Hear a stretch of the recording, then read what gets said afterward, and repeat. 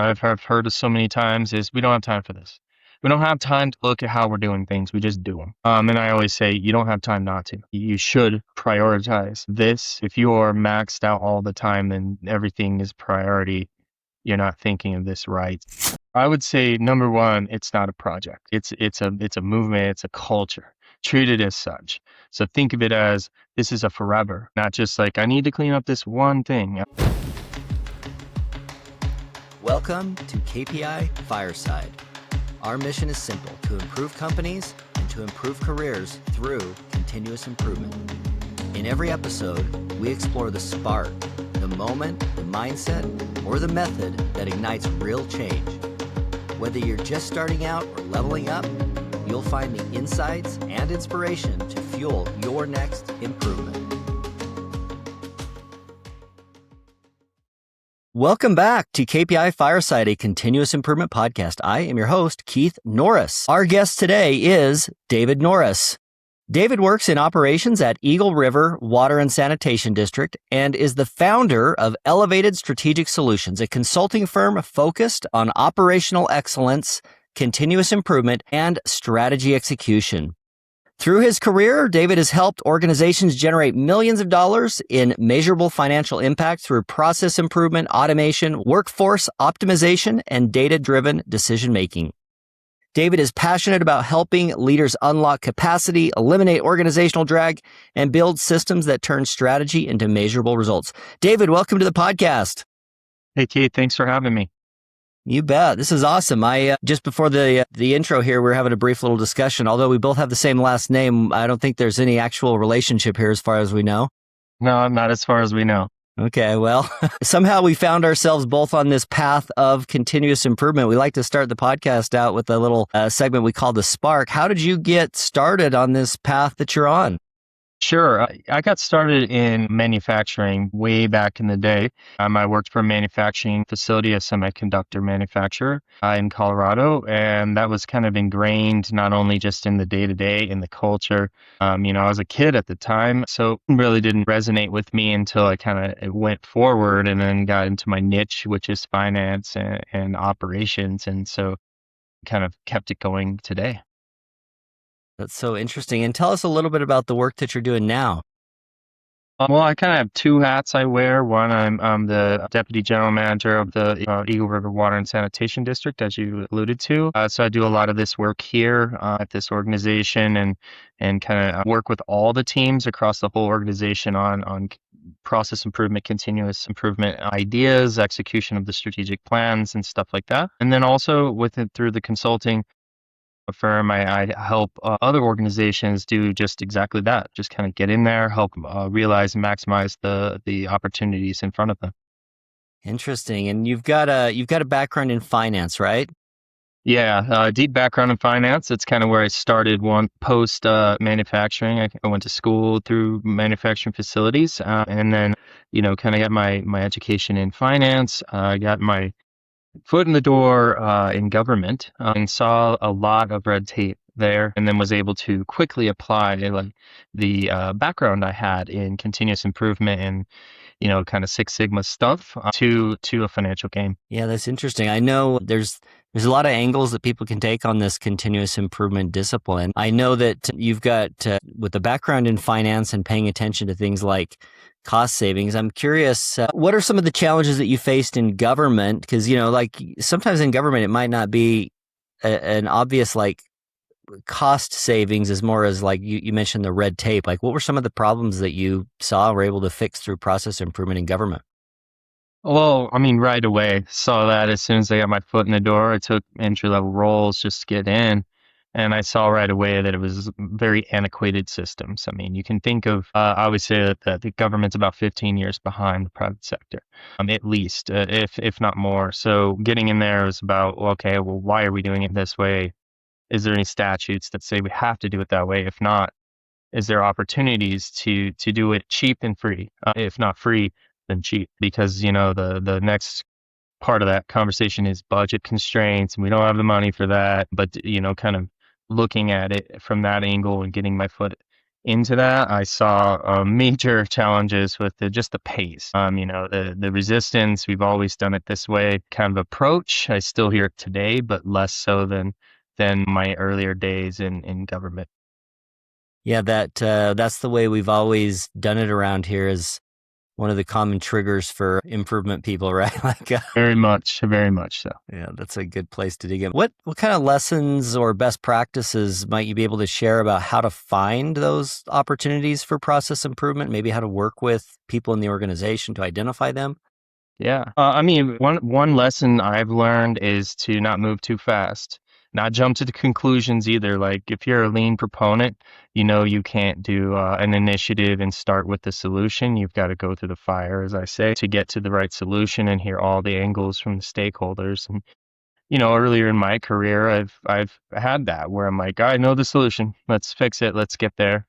It is this, and yes, that can work. And one thing I've learned, lesson learned, is you can do it that way, and it does work, and improvement does happen.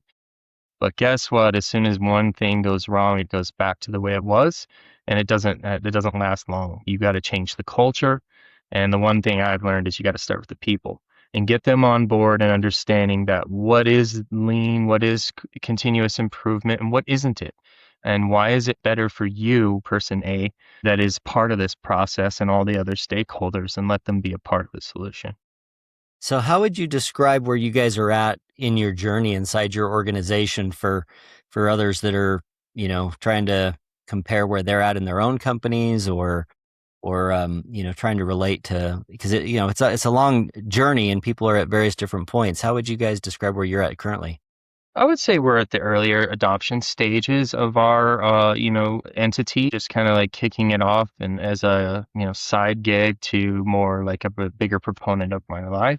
I would say we're there, but the hardest thing I find is that do people know, where their problems are? Usually they're asking questions, but in my experience, they're not asking the right question or they don't know the exact problem. If they did, they probably wouldn't need someone to help them necessarily. So, I'm kind of in that earlier adoption stage where we're just kind of trying to get out there and really work with entities that are looking for it. But I think the harder part is finding entities that don't know that they have some massive gains that they could capitalize on with very limited resource allocation towards it.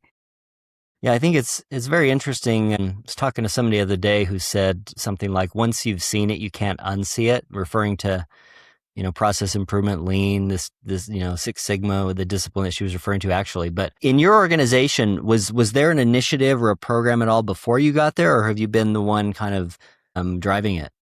I would say at the utility I work at that there was always like those initiatives that always start with let's get a committee together and let's everyone needs to do this. This is an initiative. We're doing it. And then nothing gets done. Before me, they did try to do a little bit of this, but they didn't have the know-how and they tried to make it an everybody thing right up front. And so when I got there in late 2020, I kind of went there and I just started getting to work. And I have that background. I have that way of doing it. And now it's more of a cultural change over the last 5 years. Now I'm hearing from others of how they're doing it on their own, and that isn't just by happens, by coincidence. It's really just the support that I've had. You always have boards and you always have governing bodies. When you're talking government or quasi municipal, you've got to get them on board. So how do you do that? When do you do that? And how deep do you go with them to get them on board to say, this is what we want? And now that's what I'm hearing. We want more of this. We want it here. We want it over here. And that's where kind of guiding me to what's next at that organization. So for context, what's the head count in your organization and or number of different locations that folks are at? We have 155 employees. There's three main sites that we operate throughout what we call Valley. And so we have, everywhere from entry level staff to engineers and professional individuals that all kind of work together through these initiatives. And do you have full-time people who are focused on continuous improvement, process improvement, or is it a duty on top of other duties? Yeah, it's the latter. I would Yeah. say, we're relatively small as far as the utility goes. We do have people that are like passionate about it, but we don't have a team. And I've worked Yeah. at big organizations, thousands of people where they'll have a team. But what I find wasn't as helpful was they don't really understand the work. So the team kind of goes around and it's an initiative that says you must and you shall do these Yeah. things, but then they get in there and there's a lot of resistance, obviously. That's step one, resist.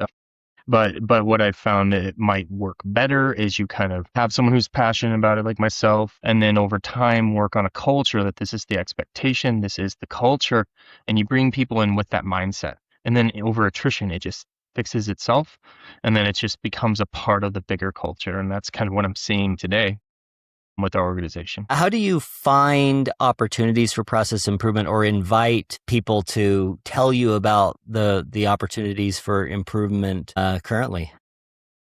Well, I've created a process, of course. I've created a process for them to say, hey, this thing doesn't look right. And with it, some, Microsoft Forms is what I use to kind of kick off a workflow and an automation on the back end that kind of tells me when I can schedule, the kickoff or for a chat on like what exactly are you talking about. Most of the time, I find that they're on the football field, but they're not on the right side. Basically, they Yeah. kind of know, but I found that it's a lot deeper. There's a lot more to it. So they can submit it through those forms. That's the preferred method. But through my work, I do meet with a lot of people all the time, and I just have that ear for it. The culture, the like people that are super into continuous improvement can listen to a conversation within 5 minutes. I'm like, oh, let's look at this real quick, or let's sidebar that and get to that later, and then I'll come back to it and kind of rinse and repeat that model throughout the organization. So if we think about the structured problem solving process that a lot of process improvement professionals would learn, whether it's a DMAIC or PDC, it usually starts with the identification of some sort Yeah, of an issue, problem, or opportunity. yeah, yeah. I think that there's like an interesting moment for a lot of people in, because some companies are just like, yeah, this is the way it's always done. And you just have to suffer through this torturous process or thing that you're Hmm. doing. And then sometimes you're like, you actually like see the light bulb go on with people where it's like, what do you mean? Like we can change stuff? And, Hmm. there's kind of like that moment. And it sounds like you've created a way to recognize that. Do you find that that's a lot of times like a reaction to a problem or something negative that happened? Usually the yes, usually that, and PDCA is my jam. I get really into that. But what I've found is if you say, hey, fill out this form, it's a PDCA form, plan, do, check, act. Follow the steps, tell me the issue statement. You lose them right away. They're like, nope, Yeah. can't tell you. Yeah. I don't know, don't have time. I'm too busy. These things. So usually there's a situation that takes place. It doesn't have to be like catastrophic, but a misstep. I always start with, okay, let's get this thing fixed, but let's go back to the root cause of why. My thing is the 5 whys, so I ask it 5 times and can usually get to Yeah. the root of the issue, and then I come up with solutions with them over time, and Yeah. I create my own issue statement, my own PDCA. Since we're small, I didn't like kind of roll that out and force that PDCA, even though the form itself does ask some of those questions. They just don't know it, and it's a lot easier for them to do, and that's what I found is usually best in a small to medium size organization. Yeah. So I heard you mention the root cause. Like, I think that's a good insight for people to, where to find these opportunities is after something goes wrong and somebody asks the question, how can we avoid this from happening again? That's kind of an open door for a process improvement person to get in there. Yeah, I find that's kind of an interesting thing. Different companies have a different way of introducing people to idea funnel, project hopper of like, hey, here's something that we could work on. And Hmm. sometimes it's opportunistic and, somebody's invited to a greenbelt project and they have to like go find a problem. But Hmm. more often it's like something bad happened or something frustrating happened. And yeah, that's cool. Do you guys do anything as part, like with new employee onboarding or anything to introduce them to like this is a resource available to them? 100%. That is one of the biggest things I changed is getting them in the door. Not only do we source and recruit based on these like proponents, like even if they have a desire for improvement, they don't know how yet. Great. At least it's there and we recruit upon that. And then while they're entered into the organization, they have new employee orientation. And then we have these cohorts that dive a little deeper that kind of talk to them about how we have this continuous improvement culture and how can you be a part of it. And it's really just see something, say something. And yes, that's the safety model. Yes. Yeah, But also it can be CI model sure. where it's about like if you ask the question, I love new people because they're like, why are we doing it this way? Why do we have to do it this way? What I find more times than not is that you don't have to do it that way. And governments love to say, the statute says, the law says, and like, let's look at the law. Oh, the law does say, let's rewrite the law. And I've done that several times is rewrite the statutes to Wow. allow more flexibility for the organization. I think that's an interesting observation too, because, in continuous improvement, like we think, oh yeah, things can be changed. But when it does come to law stuff, you're like, oh, that's the law. But, Hmm. I love your perspective. Like, well, if the law doesn't make sense, like let's work on trying to change the law, Hmm. related to that. Like there's a process for that, as most of us learned in our social studies classes. Exactly. And way back then, we learned that. And I've kind of seen it through my professional growth and like how to actually do that, or how to run that new bill and stuff is an interesting process. Can you think of somebody that's in your organization or somebody that you've worked with where, they had never been introduced to this like structured problem solving approach, or maybe they were, a little bit hesitant that this could work or what this was all about, but has like since become a champion to work with inside your organization? Yeah, I can think of several. We have an entire academy over it that we've kind of brought people in over time. Finance, I'll pick on them because they're usually the easiest. They're very stuck in their ways and how we're doing it. We've changed how we pay bills, for instance. It was paper, stamp, wet signature on paper, and then print the checks and put them in the mail. And that whole team was. This is the way we've done it. There's no other way. We can't do any other way. And so I was like, let's push on that a little bit. And now it's fully automated, right? We don't even, it kind of goes into a system and comes out through an ACH. And so to me, that saved 330,000 right there annually and continually. And now they're a part of this team and constantly saying, let's scrape these nickels. Let's scrape this process. This is annoying or taxing on me. I'm wasting my time doing these medial tasks. Can we automate this? They may not know how, but I'm training them and we're teaching them how to like. You have the idea. Here's how to automate it. Interesting. I would assume with your finance background, one of the things that sometimes people have a challenge with process improvement is like they just do stuff, they make improvements, but they don't always like be accountable to like what it did or didn't save, like did or didn't it work. And I get a sense that with your finance background, that's probably a little easier for you than maybe some other people. Are there any things that you feel like you've learned on how to like put dollars and cents to an improvement that might be lessons you could share? Yeah, I would say, I mean, it's not going to be mind shattering, but I would say like always start with cataloging where you are today. It is very easily missed. Let's just jump into the improvement and now it's fixed. You don't have a way to go back and say from X to Y by Z. And that for me, having the experience I have and constantly being in front of boards or governing bodies, you have to show the data. You have to show that ROI on why you're doing it. And so I always start with let's catalog where we are. How long does it take? It's taxing and tedious, but you can then calculate overhead and lights and salaries and paper and materials and all those costs that go into one number for how long it takes and then set a goal for what you think it should be and then prove the hypothesis, or as I say, prove the null. Which one are you doing? And so that's kind of the way I've done it, is always catalog where we are right now. That's why I can spit these 330,000 or this $1 million, these numbers, because we always start with that first. Do you have any sort of like a framework for categorization of project benefits? Because some projects have like real hard savings, you swap out lights or you save electricity, reduce a bill, but there's a lot of like flow and time savings and capacity and, other things. Do you have a framework that you kind of like put things into? Yeah, I absolutely have direct and indirect costs because I am a finance nerd. So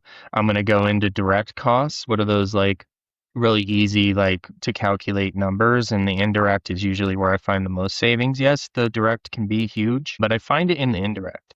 And it's going to be in the time, that 15 minutes, that hour. You calculate that out with overhead and to have what people make today, plus the lights, the utility bill, the space on the floor, the heating bill. It's all calculated, and I have like a form that I have them fill out.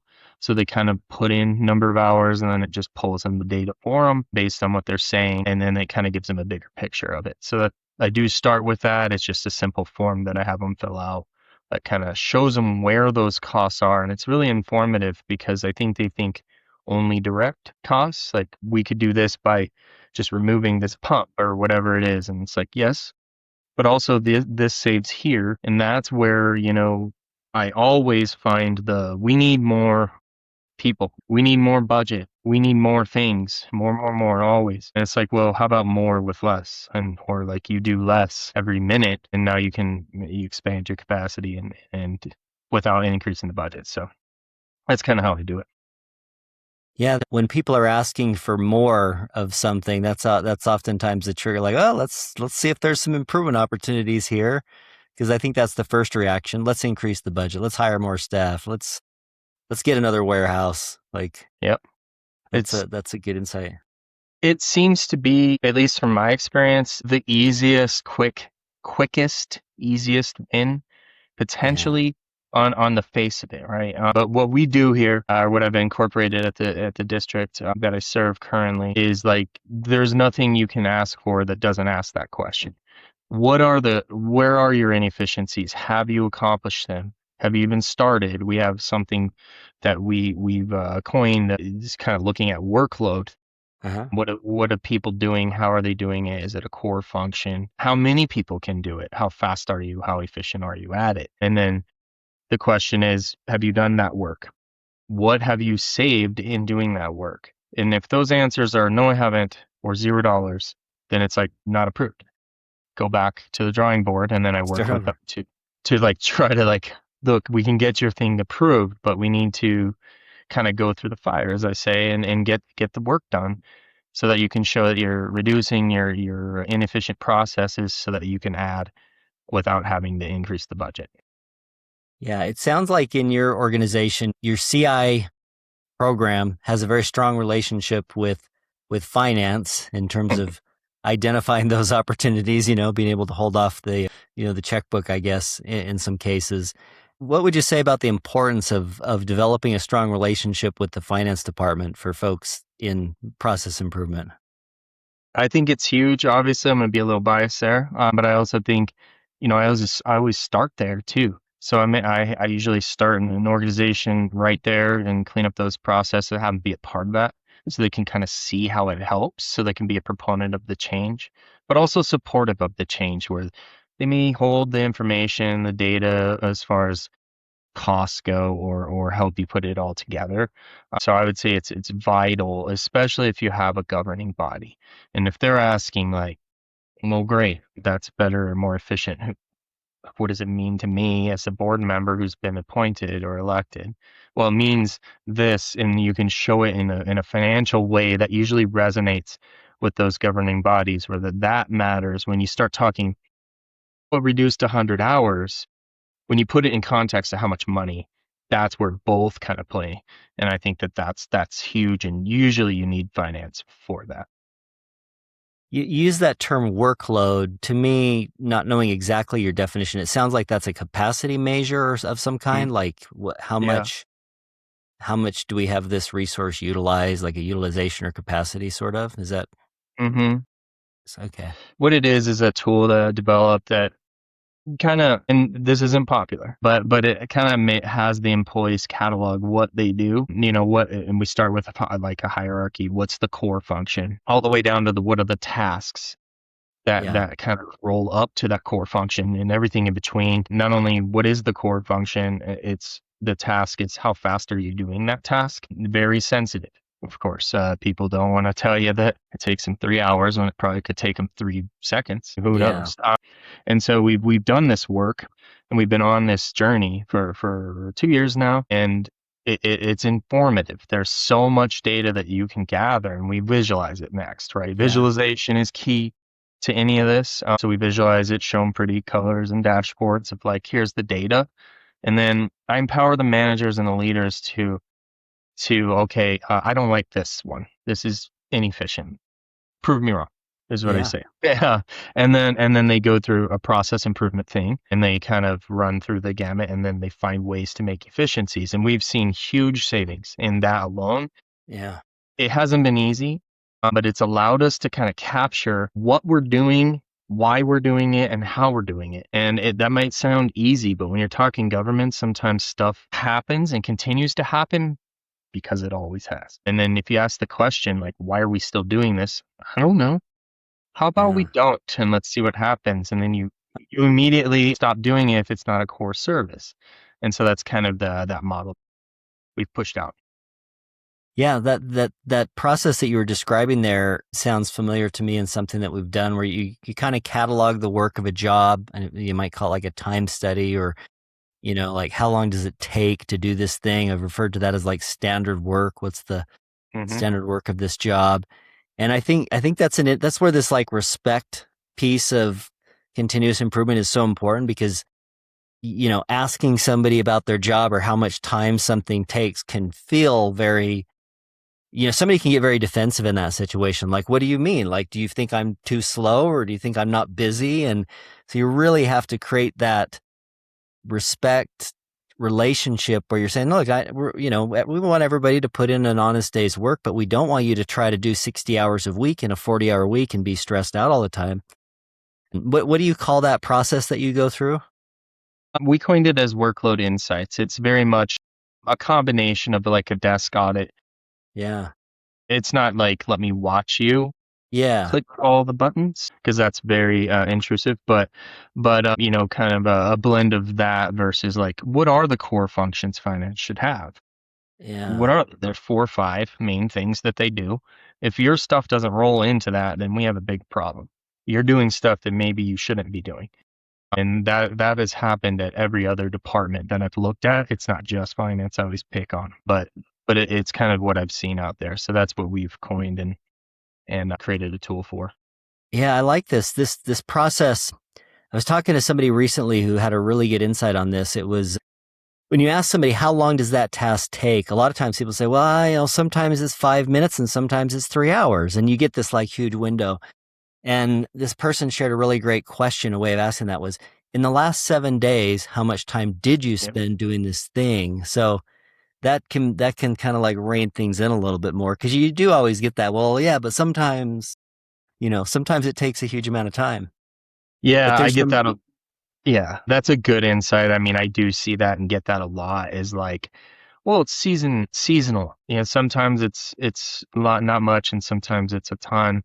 Well, I think you do have to kind of like sit with them and watch them when it Yeah. is that. And that's what I've learned is like in the last 7 days, maybe it's zero because it is seasonal. But you get with them during the season and you say, okay, the worst it can be is this. Yeah. So if we say that that's when you do that, and then how long, a lot of the questions we ask are like, how often do you do this task? And then is it standard or project work? And then we catalog, do we have FTE that are working 100% project and zero on standard, or the other way around? It should be a nice blend. So we do look at that a lot and then try to make adjustments. Yeah, that utilization metric gets brought up in those conversations, and some positions demand a higher utilization than others. But I think every position needs to have some available capacity or non-utilized capacity in order to make improvements. You have to have a little bit of Yeah. that. Because that question, that I'm sure you've heard, I've heard it so many times, is we don't have time for this. We don't have Yeah, time to look at how we're doing things. We just do them. And I always say you don't have time not to. You should prioritize this. And if you are maxed out all the time, then everything is priority. you're not thinking of this right. So it usually takes someone to kind of get in there and start asking those questions to kind of get to that end result.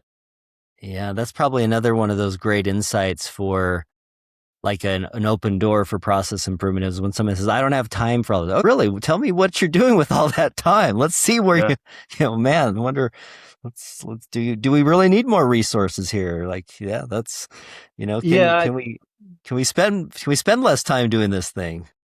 that's exactly right. I mean, I love that question. We always have done it this way, and we don't have time to do this. It's kind of the two things I love to hear the most because it allows me to kind of get in there and start saying, well, let's look at how you're spending your time. And nobody wants to do that. They don't want to show you that.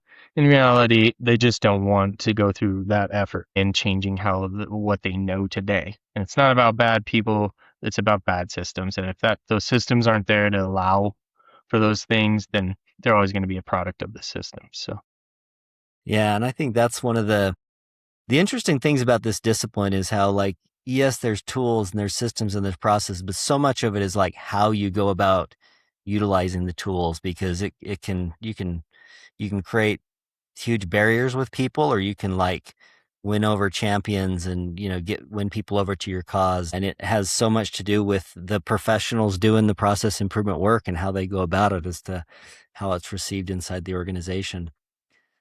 Yeah. yeah, I think you've got to earn your respect as you go in there. To kind of an earlier thing we were talking about is these teams that just kind of go around and do it.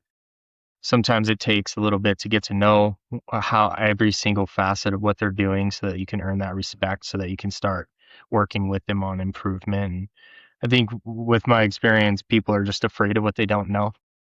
If you start talking dashboards and these fancy words and the Kaizen or whatever words your terminology you may use, they start getting a little more defensive and resistant. So you kind of do it in a way that you've earned that respect, and then it opens the door for you. Are you struggling to ignite real change in your continuous improvement program? Firestarter is your field guide. Real stories, proven strategies, no fluff. Get it now on Amazon. Are there any rituals that you guys do related to your continuous improvement program that are maybe models or things that people would look to replicate or do inside their organizations? Do you guys do anything specifically like ceremonial on an annual basis where you look for big improvements, or do you have like, I know some organizations will have like a specific cadence on project work, or like they'll go through big pushes for ideas or something. Is there anything like that you do on a regular basis? Yeah, annually, I usually hold like an end of the year goals thing where within that we appreciate small and big wins. As far as continuous improvement is concerned, we have an entire section dedicated to, this team did this in this way.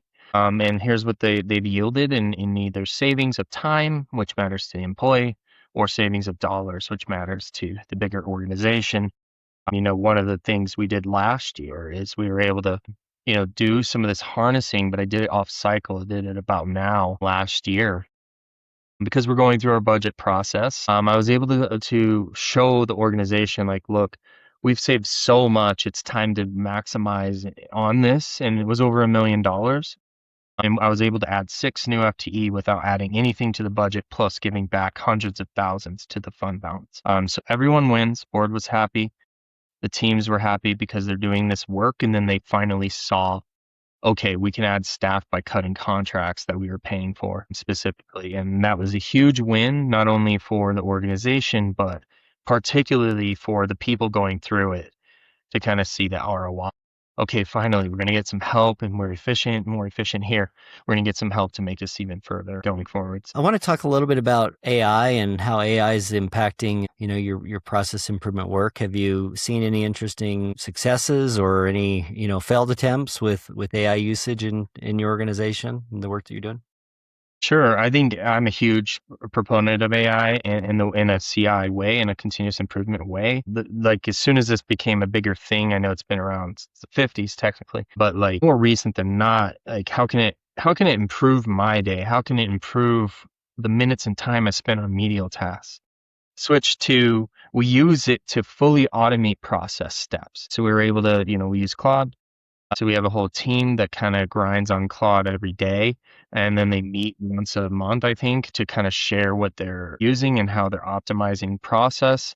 It's integrated into our forums, it's integrated into our work to help you. And I think that like the way I see it is it's the future. It's especially part of a CI future is that it's the thing to harness, the thing to look into, the thing to not be afraid of and kind of really sink into it, not just from like, how can it help me write this email better? Yeah. But more like, how can AI improve my process so no more humans are doing that so that we can not lose the human, but better spend their time on synthesizing the information and providing a recommendation based on that information versus doing the work processing the widgets per se. One thing that just struck me about AI that's kind of interesting right now is things are moving so fast with AI that a lot of organizations, I've heard people say, yeah, we want to put together a training on how to use AI. And by the time you put a training together, it's like you're now training on stuff that's Hmm. 6 months old, which might as well be 20 years old in, kind of AI world. Is there anything, things you want to try, things that you guys have had success with how you're either getting AI tools in the hands of people or getting them some coaching, mentoring about how to use them? Yeah, we definitely push it. We talk about it a lot. We hold internal trainings on where we are with AI. How can you kind of be a part of it, where it's going? AGI or not, where is it going? How are we going to be going forward with it? What are our governing policies? Those things.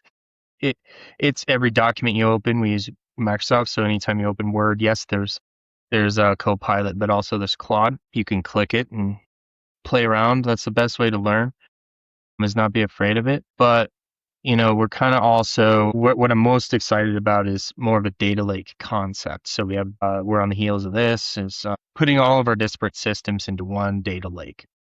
And so we're using AI to synthesize information based on it, but more internal. Obviously, you don't want proprietary information out there with ChatGPT or whatever. So we're gonna do it internally and have our own internal client, so that you can query more proprietary information or get insights on information that you would want to use AI with, but you didn't have time to de-identify or whatever you need to do there. And so that to me is the more exciting part of where we're going is to kind of use customer behavioral trends is what I'm super passionate about is like, what are they going to do next if I do, and kind of let the model tell me versus like me trying to synthesize it and figure it out. Excellent. In terms of the interest in continuous improvement inside your organization, is there a message or anything that you wish people understood better about this discipline, or you wish they would take another look at or get a little more involved in? What might you say to somebody who's just getting exposed to it, but has a chance to listen to our podcast here and get some encouragement from you? Sure, I would say number one, it's not a project. It's a movement, it's a culture. Treat it as such. So think of it as this is a forever, not just like I need to clean up this one thing. It'll spark. I think you mentioned that others have said that once you see it, you don't unsee it. That's exactly right. Once you get in it, then you'll see everywhere where to look. You'll see it. So I think harness that. Don't treat it as a project. Know finance a little bit because I think it helps, or know who to ask for finance. Hmm. I think is key. And harness AI. I think harness that. See how that can help you do it faster, do it cleaner, do it bigger than you thought. I think that's what I would say. I like that. That's some good advice, especially the finance part. Because again, I think, everybody realizes it's not all about the money. It's not all about the finances, but it has to be a little bit about, like things have to pencil. Yeah, I think to get You- the buy-in at certain yeah. levels, you're gonna need it. Yeah. That's good. I think that's a really good, a strong lesson there. Okay. Well, we'll move into this, rapid fire section here. These are just some quick questions, short answer. So, the most important job of a leader is to, Remove barriers so your people can be successful. do you have a favorite go-to problem-solving tool that you use in the continuous improvement toolbox? I love using the 5 whys. So useful, Mm, so useful. Is there yes. a book that you recommend? There's so many. You can give us a few if you like. I have a couple written down that I do like. I think the goal is probably the one I would mention. I'm sure that's pretty big, but I think that one helps people kind of put it in a different perspective. So I love that one. Finish this sentence. Continuous improvement is A mindset, a cultural, behavioral shift. if you were to try to summarize the essence of this lean continuous improvement for today's business leaders, what would it be? How would you describe it to them? I would say it's an example of how you can move from good enough to excellence. I would say that it's really the only way to look at it, the business problems and the future of your business is through an angle like this or a lens like a lean lens is the way to do it the right way. Do you have a favorite question? My number one favorite question is why are we doing it this way? That is my favorite question. That's a great one. Well, David, thank you so much for joining us on the podcast here today. For anybody that might want to get in touch with you or connect with you, do you want to share some contact information or best way to get a hold of you? Sure, a couple ways. Obviously, just through LinkedIn, David Norris, and through LinkedIn is a good way. Or hit my website up, Elevated Mountain Solutions. That's elevatedmtnsolutions.com.